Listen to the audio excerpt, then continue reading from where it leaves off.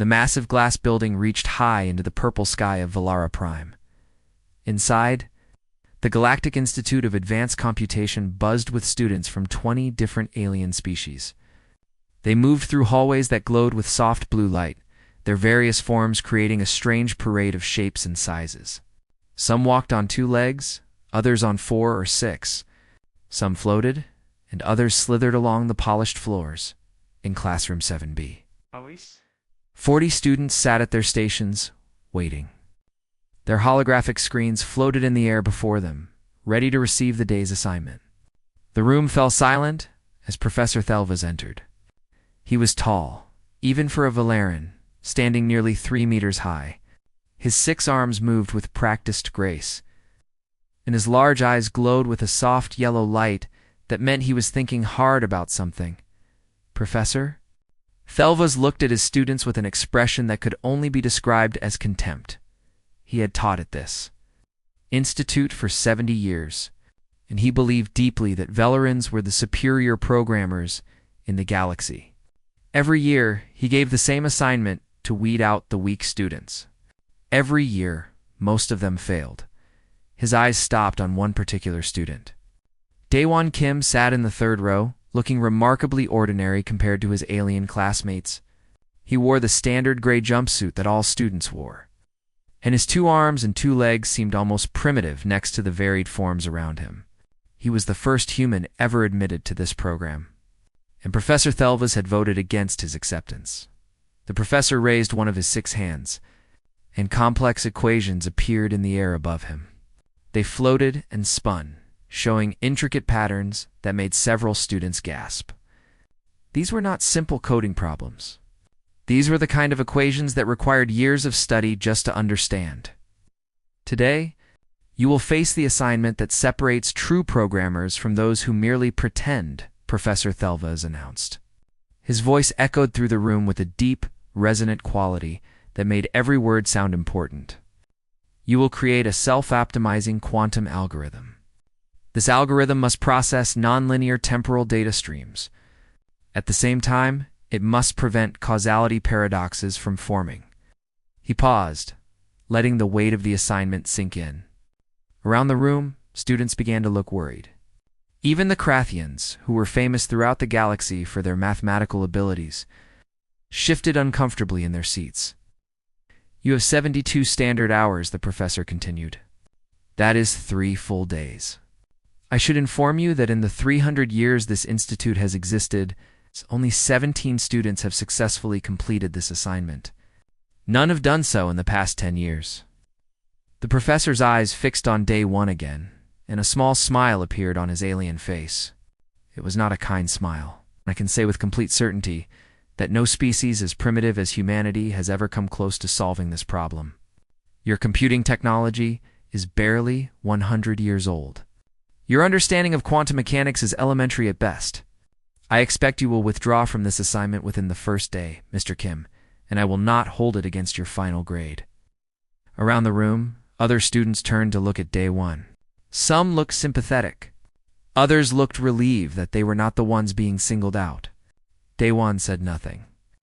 He simply opened his terminal and began downloading the assignment specifications.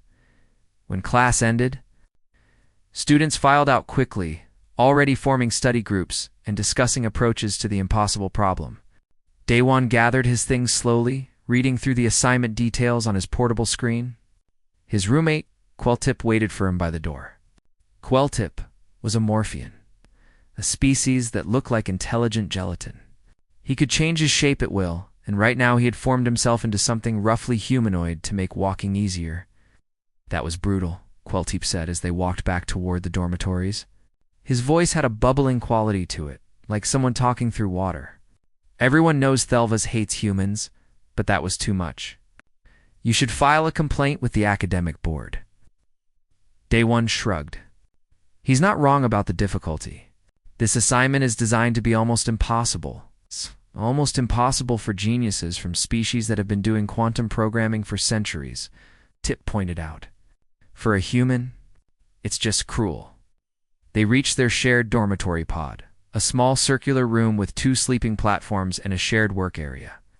Day one sat down at his desk and pulled up the full assignment requirements on his main screen. He read through them carefully, taking notes. Breaking down the problem into smaller pieces, Quilltip oozed up onto the ceiling, his preferred place to relax. You're not actually going to try to complete it, are you? Just do what you can and take the partial credit. Everyone will understand.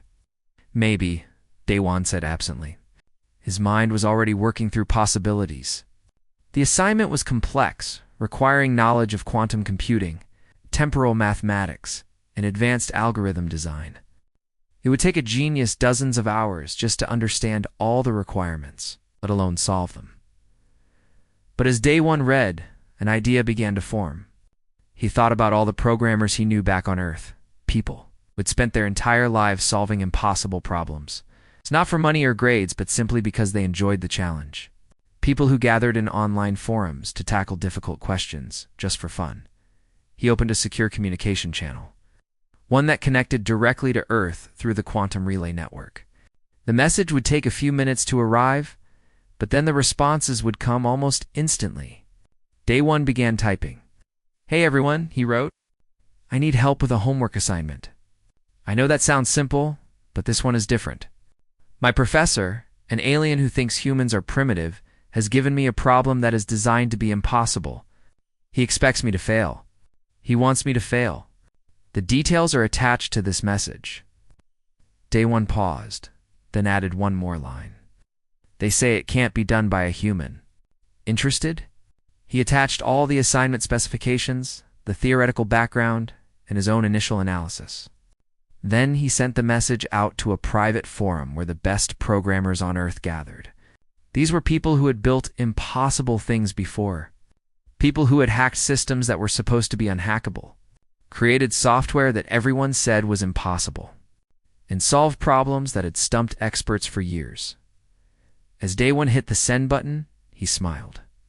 Professor Thelvas had made one critical mistake. He had assumed that Daewon would face this challenge alone, like a Valoran student would. He did not understand that humans rarely faced anything alone. "What are you smiling about?" Quilltip asked from the ceiling. "I'm thinking that Professor Thelvas doesn't really understand humans at all," Daewon replied.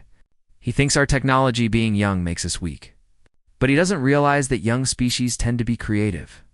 We haven't learned all the rules yet, so we don't know what's supposed to be impossible." "That's a nice thought," Quilltip said. "But it doesn't change the fact that this assignment has defeated some of the best students in the galaxy." "True," Daewon agreed. "But those students were working alone. I'm not going to work alone." He turned back to his screen and began preparing his development environment. Within a few hours, he knew the responses would start coming in. And when they did, Professor Thelvas was going to learn something new about humanity. Something that might surprise him. Humans did not give up. And more importantly, when one human faced an impossible challenge, they had a tendency to call for backup. Lots of backup. 6 hours after Daewon sent his message to Earth, his communication terminal began to buzz. Then it buzzed again. And again. Within minutes, his inbox was flooded with responses. The message had spread through the programming communities on Earth like wildfire, jumping from Seoul to Tokyo, from Berlin to New York, from Bangalore to Sydney. What started as a simple request for homework help had become something much bigger. It had become a challenge to human pride. The first response came from someone calling themselves Byte Warrior. Daewon knew him as Ji-Ho Park, a programmer from Seoul who had once broken into a major bank's security system just to prove it could be done.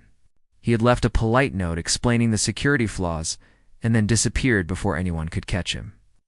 "I looked at your problem," Ji-Ho's message read. "This is complete garbage. They want you to solve 3 impossible problems at the same time while standing on your head. But I like garbage. Garbage is interesting. Give me access to your school's development system and let me see what we're working with." The next message came from Minsu Choi, a young programmer from Busan who had won every major coding competition in Asia for 3 years straight. Minsu specialized in making programs run faster, finding ways to do complex tasks with minimal computing power. "This is the most beautiful problem I've ever seen," Minsu wrote. "Also the most insulting. Let's show these aliens what humans can do when we get angry. Then came a message from Hannah Lee, a researcher at the Korea Advanced Institute of Science and Technology. She studied quantum computing and had published papers that only a handful of people on Earth could understand. Been working on theoretical frameworks for exactly this kind of problem for years, her message said. I never thought I'd see it show up as a student assignment. Either your professor is brilliant or completely insane. Probably both. I'm sending you all my research notes. Use whatever you need. More messages kept coming. Every one of them offered help. Every one of them offered expertise. But what amazed Day One most was not the skill these people were offering. It was their enthusiasm. These were programmers who normally charged huge amounts of money for their time. And here they were, volunteering to work for free. Not for money. Not for fame, but because some alien professor had said it was impossible for humans by the 12-hour mark. Day One had assembled a team of 47 programmers from across Earth. They came from different countries, spoke different languages, and specialized in different areas of computer science. But they all shared one thing in common. They did not like being told that something was impossible. The team organized itself with impressive speed. They set up a shared development environment, established communication channels that worked across all time zones, and divided the problem into manageable pieces. It looked less like a study group and more like a military operation. A programmer named the Jin Song took charge of coordinating everything. She was a systems architect from Seoul, someone who specialized in making large teams work together efficiently. Within an hour of joining the project, she had created a detailed plan. All right, everyone, listen carefully, she announced during their first video conference call. 47 faces appeared on Day One's screen, arranged in a grid. We have 60 hours left. Here's how this is going to work. Geho, you're going to handle the quantum coherence layer. That's the foundation everything else builds on. Minsu, you're in charge of the optimization engine. Make it fast. Make it so fast that the aliens question their own computers. Hannah, the temporal paradox prevention system is yours. Everyone else has their assignments in the shared document. She pulled up a timeline that showed how all the pieces would fit together. We're not just going to solve this problem. We're going to solve it better than any alien has ever solved it. We're going to write code so clean, so efficient, so clever that they'll need to rewrite their textbooks. The team got to work immediately. Day One attended his other classes in a daze, barely paying attention to his professors. His neural implant, a standard device that all institute students used, buzzed constantly with updates from the team on Earth. They sent him code snippets, asked questions, debated approaches, and occasionally argued about the best way to do things during advanced algorithm theory class. Professor Thelvas noticed Day One's distraction. The human kept glancing at something that the professor could not see, probably messages on his neural implant. Having trouble concentrating, Mr. Kim? The professor asked, his voice dripping with false concern. Perhaps the weight of your assignment is already too much. Day One looked up, his eyes red from lack of sleep but filled with determination. No, Professor. I'm making excellent progress, actually. It was not exactly a lie. The team on Earth had already solved the first major challenge. The quantum coherence problem required maintaining stable quantum states while processing information. The standard alien approach tried to prevent anything from disturbing these delicate states. It was elegant, but required enormous amounts of energy. The humans took a different approach. Instead of fighting against quantum noise, they used it.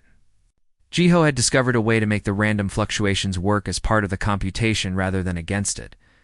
It was messy by alien standards, but it worked beautifully and used only a fraction of the power.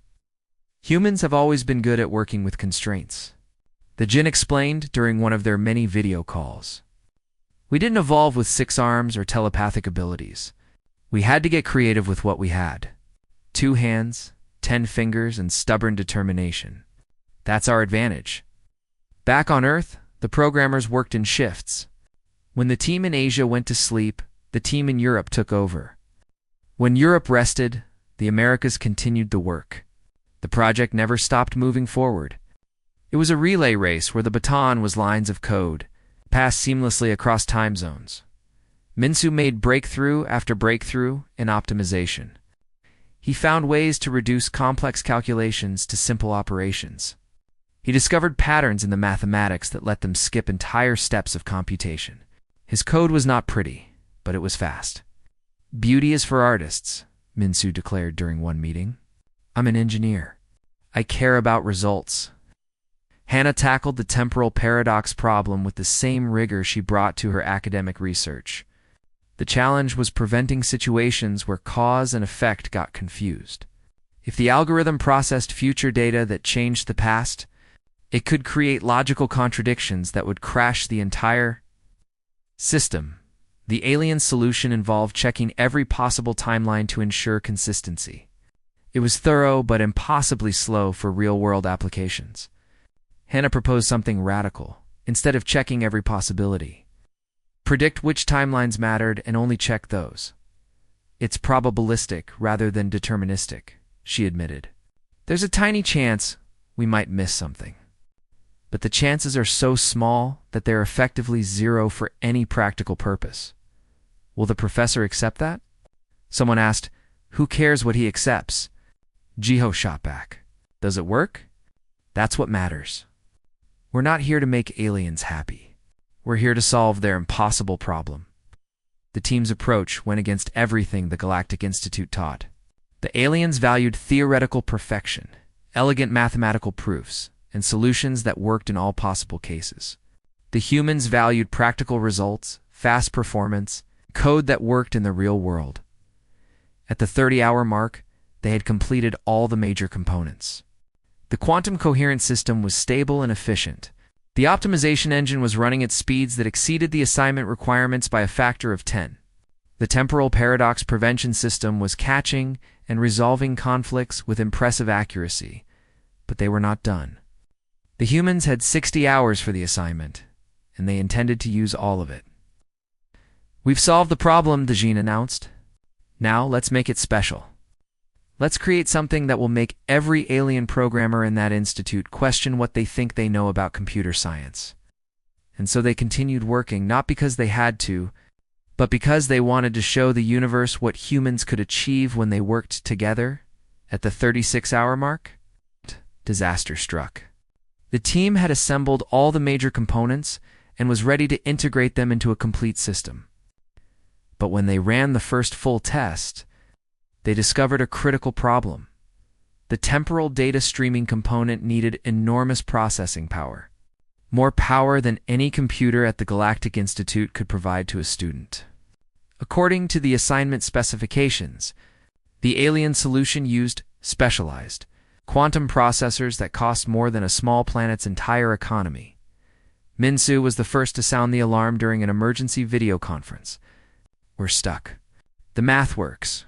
The code is clean. But we simply don't have enough computing power. Even if I optimize every single line of code, we can't brute force our way through this. We'd need hardware we don't have access to." The team fell silent.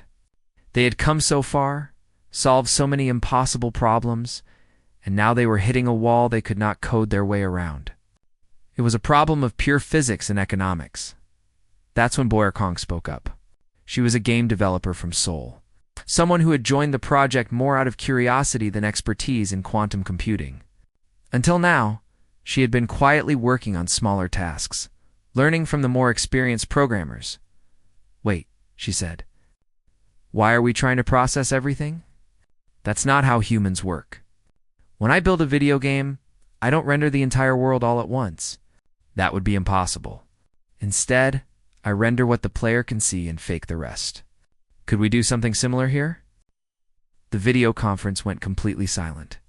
47 programmers stopped what they were doing and thought about what she had just said. Hannah was the first to respond. Her voice filled with excitement. "That's actually genius. The aliens are trying to process every possible temporal branch simultaneously, because that's the theoretically correct approach. But we only need causality preservation for the branches that actually matter. The ones that intersect with real observable events." Jiho jumped in, his hands already flying across his keyboard. It's like Schrödinger's cat. We don't need to know the state of something until someone looks at it. We can use lazy evaluation across temporal dimensions. Only process what we need when we need it. The Jinn was already sketching out the new architecture on a shared digital whiteboard. We'll need a prediction engine to figure out which branches are likely to become relevant. Then we process those proactively while keeping everything else in a suspended state. It's probabilistic rather than deterministic. But if we can get the prediction accuracy high enough, it should work perfectly for any real-world application. The aliens won't see it as rigorous, Day One warned. They'll say it's not theoretically pure. Biora shrugged, even though most of the team could not see her. Who cares about pure? Does it work? That's the only question that matters. Humans put people on the moon by combining computers that were less powerful than modern phones. We built the internet out of military equipment that was never designed for civilian use. We don't do elegant. We do effective. The team threw themselves into implementing this new approach. It required rewriting significant portions of their code. But they had built their system in modular pieces, so the changes were manageable. They worked through the night, fueled by caffeine and the sheer, stubborn determination that had carried humanity from caves to spaceships. The new approach was messy by academic standards. It was full of heuristics, approximations, and educated guesses. An alien computer scientist would probably cry looking at the code, but it was fast. Incredibly fast. Operations that should have required a quantum supercomputer were running on a standard student terminal. At the 48-hour mark, Daewon ran the first complete integration test. He held his breath as the system initialized. The quantum coherence layer activated, establishing stable quantum states. The temporal data stream began flowing through the system. The prediction engine analyzed which branches mattered. The paradox prevention system monitored for conflicts. Everything worked together perfectly. The algorithm processed a complex temporal data stream, identified 3 potential paradoxes, resolved all of them, and then optimized its own performance based on what it had learned. The entire operation took 0.03 of a second. Day One stared at his screen, hardly believing what he was seeing. He ran the test again. Same result. He tried a more complex data stream. The system handled it even faster. Did it work? The Jinn asked over the communication channel. Her voice was tense. Daewon checked the output one more time, comparing it against the benchmark results that Professor Thelvas had provided. It works. It actually works. And it's 20 times faster than the professor's benchmark. Cheers erupted across the communication channel. 47 programmers celebrated across a dozen time zones. But the celebration was brief. The Jean held up her hand for silence. We're not done, she said firmly. We still have 24 hours. Let's make this something that aliens will remember for centuries. What happened next would become legendary among human programmers. The team did not settle for a working solution. They polished it. They refined it. They added features that went beyond the assignment requirements. Jiho implemented a self-documenting code structure. As the algorithm ran, it generated explanations of what it was doing and why. This made the code much easier to understand and maintain. Minsu added performance, metrics that tracked how well the system was working. He included predictive error handling that could detect and fix problems. Before they became critical, Hannah built in scalability. Features that allowed the system to handle data. Streams 1,000 times larger than the assignment specified. She did this just because she could, and because she wanted to show that the human approach was not just a clever hack, but a genuinely superior methodology. But the final touch came from a quiet programmer named Tae-Hung Shin. He was an artist who had learned to code, and he rarely spoke during team meetings, but he had been working on something special. The aliens care about elegance, right? Tae-Hung asked during one of the final meetings. They want their code to be beautiful, not just functional. I've been working on something. It's not necessary for the assignment, but I think you'll like it. He shared his screen, and the entire team went silent. Tae-Hung had created a visualization of the algorithm in action. It was stunning. The temporal branches flowed like a river of light, splitting and merging in patterns that were almost hypnotic. Potential paradoxes appeared as dark eddies in the stream, and the algorithms smoothed them back into the flow with elegant precision. The optimization process pulsed like a heartbeat, the rhythm matching the speed of computation. It was code transformed into art, function, and beauty, merged into something transcendent. It proved that human code did not have to sacrifice elegance for practicality. It could have both. It's perfect, Day One whispered. With 2 hours left before the deadline, they finalized everything. The code was clean and thoroughly documented. It included not just a solution, but a complete framework that could be adapted for dozens of related problems. They had written unit tests to verify each component worked correctly. They had written integration tests to verify the components worked together. They had even written a research paper explaining the theoretical foundations of their approach. The final submission package was a work of art in itself. Everything was organized, labeled, and explained clearly. A complete stranger could download their work and understand exactly what they had done and why.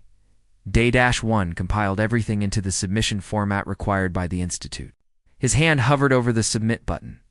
He looked at the list of contributors. 47 names from across Earth. 47 people who had given their time and expertise freely. Thank you. He said to his team. All of you. This started as my homework, but it became something bigger. This is humanity's answer to anyone who thinks we're too primitive to matter. Damn right it is, Jiho replied. Now submit it, and let's see what happens when aliens realize they've been underestimating us. Day One clicked the submit button. The file uploaded to the Institute servers. In a few hours, Professor Thelvis would open it and see what 47 humans had accomplished in 72 hours. Day One leaned back in his chair and smiled. Win or lose, they had proven something important. They had shown that humanity's greatest strength was not individual genius. It was collective ingenuity. The next morning, Day One walked toward Professor Thelvis's office with his head held high. He had barely slept, running on nothing but adrenaline and the satisfaction of completing an impossible task. The entire class had been summoned for individual assignment reviews, but the professor had specifically requested that Day One arrive. First, that was never a good sign. The office door slid open silently. Inside, Professor Thelvis sat behind his massive desk, all 6 of his arms folded across his chest. His eyes, normally glowing yellow when he was pleased or curious, were dark orange. That meant anger. His gaze was fixed on his terminal screen, and he did not look up as Day One entered. The silence stretched uncomfortably. Day One stood in front of the desk, waiting, while the professor continued to stare at his screen. The only sound in the room was the soft hum of the computer systems. Finally, Professor Thelvis spoke. His voice was quiet, which somehow made it more intimidating than if he had shouted. Mr. Kim, do you think I am a fool? Day One's heart sank into his stomach. Professor, I don't understand what you mean. This assignment, Thelvis gestured at his terminal with one of his 6 hands, has been carefully calibrated over 3 centuries. It is designed to push students to their absolute limits. It should take approximately 70 hours of work by a genius-level programmer. Utilizing every advanced technique taught at this institute, he finally looked up, his orange eyes fixing on Day One with an intensity that was almost physical. You submitted your solution with 2 hours remaining. Either you are the greatest computational genius in galactic history, or you cheated. And I do not believe you are a genius, Mr. Kim. Day One took a deep breath. He had prepared for this possibility. I did not cheat, Professor. Then explain to me, Thelva said, his voice rising slightly. How a human, a species that achieved quantum computing barely 100 years ago, managed to solve a problem that kept a Krathian mathematician working for 6 entire days last semester. The Krathians have been studying quantum mechanics for 3,000 years. You expect me to believe you simply figured it out? I got help, Day One said simply. The professor's eyes flared brighter. So you admit to academic dishonesty? No, Professor. I got help from other humans. I reviewed the assignment rules very carefully. They prohibit using existing solutions or automated assistants. They say nothing about collaboration with other programmers. Everything in my submission was created specifically for this assignment by human programmers working over the past 72 hours. Thelvas pulled up day one's submitted code on his larger display. Lines of text scrolled past, color-coded in different styles. There are 47 distinct coding styles in this submission. I can identify them clearly. 47 different programmers, all working together to help one student with his homework. His tone made it clear how absurd he found this. 47 humans, day one corrected. Yes, Professor. That's exactly what happened.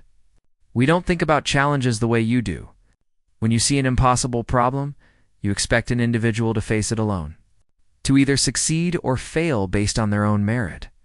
That's the Velarin way, and it's the way most species in the galaxy approach difficult tasks. He stepped forward slightly, meeting the professor's gaze. But when humans see an impossible challenge, we call our friends. We share the problem. We collaborate. We build on each other's strengths and compensate for each other's weaknesses. That's not cheating, Professor. That's just how humans work, and that is not how genius works, Thelvas insisted, his voice firm with certainty. True. Brilliance is individual. It comes from a single mind grappling with a problem until that mind breaks through to understanding. That's not how human genius works, Daewon countered. One human invented the transistor, but humanity built computers. One person wrote the first programming language, but humanity created the internet. We're not a species of lone geniuses working in isolation. We're a species of people who share knowledge, who build together, who refuse to accept that anything is impossible if we work as a team. Professor Thelvas was silent for a long moment. Despite his anger, professional curiosity was clearly winning the internal battle. He turned back to the code, scrolling through it more slowly now, actually reading what had been submitted. This approach to temporal branch prediction, he said finally. It's probabilistic, rather than deterministic. It violates 3 fundamental principles of causality mathematics that we teach in second-year courses. And yet it works, Daewon said quietly. Better and faster than the deterministic approach. We tested it against every benchmark in the assignment specifications. It passes all of them with better performance than your reference implementation. It's inelegant, the professor said, but his voice had lost some of its harsh edge. It's built on approximations and heuristics. It's practical rather than theoretical. Yes, Daewon agreed. It is practical. Professor, with respect, I think that's the fundamental difference between humans and most alien species. You prize elegance and theoretical purity. You want solutions that are mathematically perfect. We prize solutions that work in the real world. We're the species that built the first airplane without fully understanding aerodynamic theory. We split the atom before we had a complete model of quantum mechanics. We don't wait for perfect understanding. We experiment, we iterate, we learn from our failures and move forward. The professor continued scrolling through the code, running test after test against the submitted solution. Daewon watched as the terminal displayed result after result. Every test passed. Many exceeded the requirements significantly. The visualization component, Thelva said, pulling up Taeyong's artistic rendering. This is not required by the assignment. No, Daewon admitted. But one of our team members is an artist. He wanted to show that human code could be both functional and beautiful. That we don't have to sacrifice elegance for practicality. The algorithm visualization played on the screen, showing the flow of temporal data as streams of light.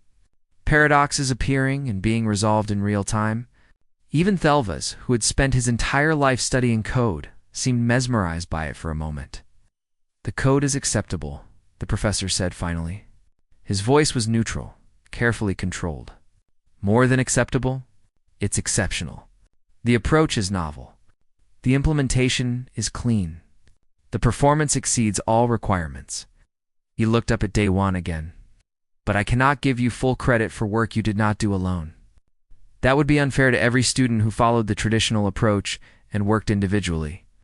I understand, Daewon said.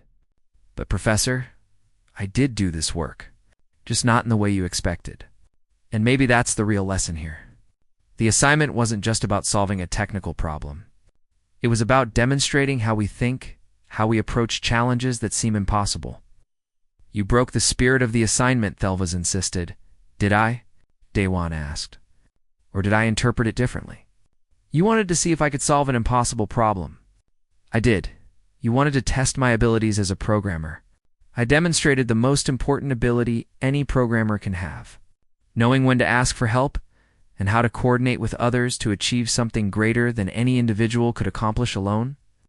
Professor Thelva stood up, his full height towering over the human student. For a moment, Daewon thought he might be expelled, but instead the professor simply gestured toward the door. Get out of my office, Mr. Kim. I need time to consider this situation carefully. Daewon left, uncertain whether he had won or lost. But as he walked through the corridors of the institute, passing other students who looked at him with curiosity and whispered to each other, he felt strangely satisfied. Win or lose, they had proven something important. They had shown that humanity deserved to be here, not despite being different from the aliens, but because of it. 3 days passed, with no word from Professor Thelvas. Daewon attended his classes, completed his other assignments, and tried not to think about what punishment might be coming. His teammates on Earth sent encouraging messages, but everyone knew the situation was uncertain. On the 4th day, Daewon received a message on his neural implant. It was not from the professor. It was from the Institute Director's office, requesting his immediate presence at the Grand Assembly Hall. Daewon's stomach dropped. The Grand Assembly Hall was where major announcements were made, where students were honored for exceptional achievements or expelled for serious violations. He walked through the massive doors of the hall and stopped in shock. The enormous room was packed, not just with faculty members, but with students from every program, researchers from various departments, and administrators from across the institute. Hundreds of aliens filled the seats, their various forms creating a sea of colors and shapes. At the center of the raised platform stood Professor Thelvas and Director Crosdell, an ancient Velaran whose reputation for academic excellence was known throughout the galaxy. The director was even taller than Thelvas, his skin marked with patterns that indicated his advanced age. Mr. Kim, Director Crosdell's voice boomed through the hall, amplified by the room's acoustic systems. Please approach the platform. Daewon walked forward on legs that felt like they might give out at any moment. Every eye in the hall followed him. He could feel the weight of their attention. This was it. They were going to make an example of him, probably expel him in front of everyone as a warning to other students. He reached the platform and stood before the Director and Professor Thelvas, trying to keep his expression neutral. 3 days ago, Director Crosdell began, his voice carrying easily through the silent hall. Prof. Thelvas brought to my attention a highly unusual submission for the Advanced Quantum Temporal Programming assignment, a submission that challenged every expectation we had for how such a problem should be solved. Here it comes, Daewon thought. The formal accusation of cheating. The professor recommended that we examine not only the code itself, but the methodology behind its creation. So we did. We reviewed the communication logs between Mr. Kim and his team on Earth. We studied the collaborative framework they established. We analyzed the distributed problem-solving approach that 47 human programmers employed over 72 hours. The director paused, his ancient eyes scanning the assembled crowd. What we discovered has forced us to confront an uncomfortable truth. For 300 years, this institution has operated on a fundamental principle. We have believed that computational excellence is an individual achievement. We test students in isolation. We grade them in isolation. We expect them to perform in isolation. Crosdell's voice grew stronger. This is how Velarans think. It is how most species in the galactic community think. But it is not how humans think. The director turned to face Daewon directly, and for the first time, Daewon saw something unexpected in those ancient eyes. Not anger. Not disappointment, but something that looked almost like respect. Your species approaches complex problems, not as isolated individuals, but as a collective intelligence. You share knowledge freely, without concern for individual credit. You collaborate without ego, combining your various strengths to overcome individual weaknesses. You build solutions that are good enough rather than perfect. Then you iterate toward excellence through rapid experimentation. Professor Thelva stepped forward. Day One noticed that his eyes were no longer angry orange. They had shifted to a thoughtful blue color. This should not work, Thelva said, his voice carrying throughout the hall. By every established metric of computational theory, your approach is inferior. It lacks the elegance we value. It sacrifices theoretical purity for practical results. It uses approximations where exact solutions exist. Day One braced himself for the condemnation that must be coming. And yet, the professor continued, and now there was something in his voice that Day One had never heard before. Wonder. It produced the best solution to that assignment this institute has ever received. Not just correct, but innovative. Not just functional, but faster and more scalable than anything we have seen in 3 centuries of academic excellence. Thelvas looked directly at Day One. You did not solve the problem I assigned. Mr. Kim, you solved a better problem that I did not know how to ask. You showed us that our way is not the only way, perhaps not even the best way. Director Krostal raised one of his hands, and a massive holographic display materialized above the assembly. It showed Day One's algorithm running in real time, processing impossible amounts of data with casual efficiency. The visualization that Taeyong had created flowed across the screen like a work of art. The Galactic Institute of Advanced Computation was founded on a principle, Krostal said. We believed our purpose was to teach the best and brightest of all species how to think like Velerans, to adopt our methods, our approaches, our standards of excellence. The director's voice grew solemn. Today, we are announcing a fundamental change in that mission. Starting next semester, we will be introducing collaborative programs. We will create team-based assignments. We will teach distributed problem-solving methodologies. We will learn to combine the strengths of different species and different approaches. A murmur of surprise rippled through the crowd. This was unprecedented. The Institute had not changed its fundamental teaching methods in centuries. We will be learning to think like humans, Director Krostal continued. Because while we have spent 300 years perfecting the art of individual excellence, humanity has spent that same time perfecting something far more powerful: collective ingenuity. The ability to make a group of ordinary individuals achieve extraordinary things by working together. He turned back to Day One. And now, his expression was warm. Mr. Kim, you are receiving the highest honors for your assignment. Additionally, you are being appointed as a special advisor to the faculty. Your role will be to help us reshape our curriculum. We need you to teach us what you know. Not your technical skills, we can see those in your code, but your methodology, your way of thinking, your human approach to solving impossible problems. Day One stood there, completely stunned. He had been preparing himself for expulsion, and instead, they were offering him a position of honor.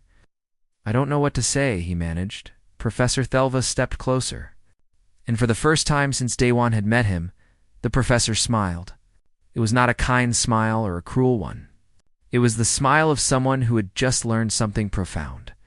Say yes, Mr. Kim, your species has something we lack. When you see an impossible problem, you do not see an individual challenge. You see an opportunity to bring people together.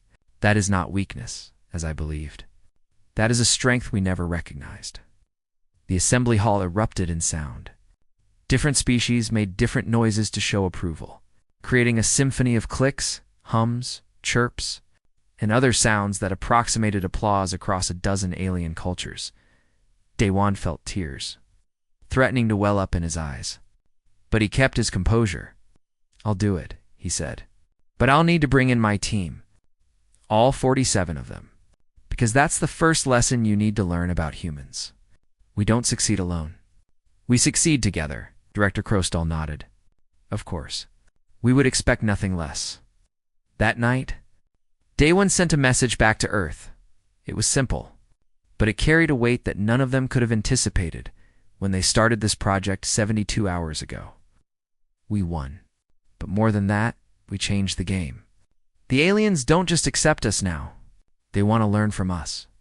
They want to understand why humanity's greatest strength is not our smartest individual, but our ability to make every individual part of something greater. Jiho was the first to respond, as usual. So what you're saying is we have more homework coming. The Gene added, if it means showing aliens they've been doing things wrong for centuries, I'm always available. Communication channel exploded with volunteers, jokes, and excited messages from humans ready to collaborate on whatever impossible challenge came next, because that was what humanity did best. They took the word impossible, divided it among friends, and made it look easy. Professor Thelvis, watching the communication logs as part of his new research into human collaborative methods, felt something he had not experienced in decades. Excitement for the future. These chaotic, ingenious, absolutely impossible humans were going to change everything about how the galaxy approached problems. And for the first time in his long career, he was eager to learn rather than to teach, because these humans had taught him the most important lesson of all. Intelligence is not just about how smart one individual can be. It is about how smart a group of individuals can become when they work together. The age of isolated genius was ending. The age of collective ingenuity was just beginning, and humanity was leading the way.